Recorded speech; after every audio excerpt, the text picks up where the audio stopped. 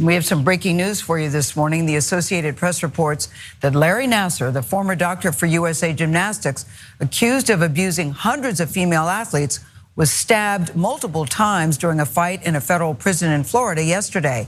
Nassar is serving a lifelong sentence after admitting to multiple counts of sexual abuse of minors, among other charges. Sources tell the AP he is now in stable condition at this hour. Yes, so Larry Nassar almost murdered in prison. I just want to amend the multiple counts of sexual abuse. It's not technically incorrect, but at a certain point, it really doesn't cover what we're talking about here.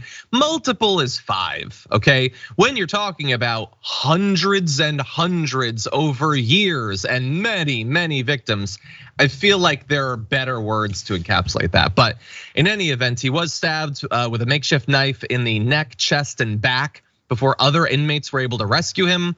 I was impressed that other inmates wanted to rescue him, but they did. And here is why. So the assailant was Shane McMillan, who attacked him because of lewd comments the doctor was making while they were watching a tennis match. Apparently, he told workers they attacked Nassar after the sexually abusive ex-US gymnastics team doctor made a comment about wanting to see girls playing in the Wimbledon women's match. So just to give you an idea of how quickly we can expect rehabilitation. He goes to prison for sexually abusing just almost every minor he could get his hands on for a number of years. And then in prison is immediately fantasizing once again about women's athletes. In any event, the guy, Shane McMillan, who attacked him, had a history of violence in prison. In 2006, he was convicted for assaulting a guard. In 2011, he tried to stab another inmate to death. So this is sort of, I guess, his thing. It is a reality of some prisons that there is violence. They say that there is adequate staffing in the Bureau of Prisons to deal with this, although there is some evidence that that is not necessarily the case. We do have a response to this from one of Nassar's victims. We will get to that in just a sec, but River, I'm curious what you make of this. I mean, this is a tough one for me to comment on, honestly, John, because it's, I mean, it's not, I personally am, an abolitionist. I don't believe that prisons do what we wish them to do, and I don't believe that it is rehabilitative. I also don't. I don't know. It's tough because I don't see more violence as a positive thing. I just don't. I don't think. I don't feel that way, and that's not. I don't want to negate anybody's feelings. Like what he did was incredibly nefarious and cruel and disgusting. I'm not negating that either.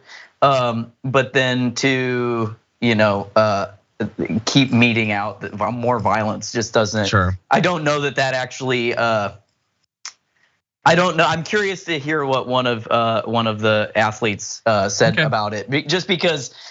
It's not. I don't know that it's. I'm here to comment, but I'm also like, this is. I don't get some sort of. I don't think that this is justice, and I actually think that the thing that I'm looking at the most is the fact that other inmates stepped in, and it doesn't matter who it is, because I just don't think that more violence is the answer or the solution to any of it, and that's just how I feel about it. I think that that's a mature response. I don't think that a lot of other prisoners want to be in a place where violence goes just unchecked or whatever. And look, it's easy for some people, I think, to say, well, Larry Nassar is amongst the most obviously evil people that we've been presented with. He is a true monster in human form. That said, there's violence against lots of people in prison, and not every one of them is guilty of the crimes that they've been put in prison for. So never forget that. The right loves the idea that we would immediately close off even the possibility of any empathy for someone who is behind bars. They use that conveniently, so just bear that in mind. But that said, Sarah Klein, the first known survivor of Nassar's abuse, put out a statement saying, "This assault on Nassar brings no peace to me personally or to the survivors I've spoken with today. The incident forces us to vividly relive our abuse and trauma at the hands of Nassar and the institutions, including law enforcement, that protected him and allowed him to prey on children.